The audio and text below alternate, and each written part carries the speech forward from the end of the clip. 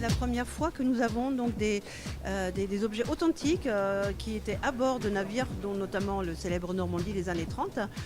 Grâce à un partenariat avec French Lines, on peut donc offrir à la vente ces objets prestigieux qui étaient sur les navires, qui ont navigué, qui ont connu les fastes des grandes salles à manger de Normandie, de France. J'avais envie absolument de rapporter quelque chose. Vous savez, je vais me contenter d'un petit cendrier, de deux petits éventails, et ça sera parfait. C'est mythique, hein, c'est complètement mythique. En plus, le cendrier, il vient de France, donc c'est très important pour Saint-Nazaire.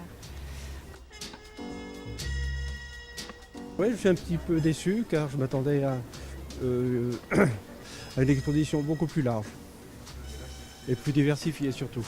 Là, c'est des objets qui sont pratiquement à l'usage de la restauration, et alors que les objets sur un paquebot sont beaucoup plus diversifiés que la restauration.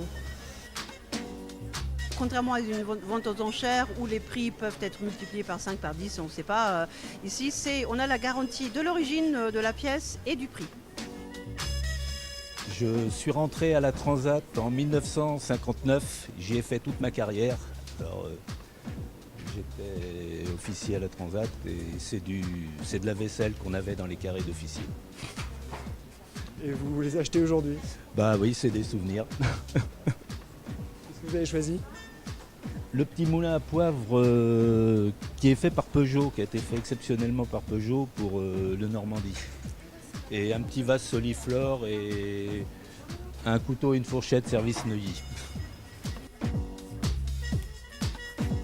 Je voulais à tout prix avoir la médaille du France, d'une part parce que c'est un de mes premiers souvenirs d'enfance, et puis d'autre part parce que c'est quelque chose qui a énormément marqué mes parents.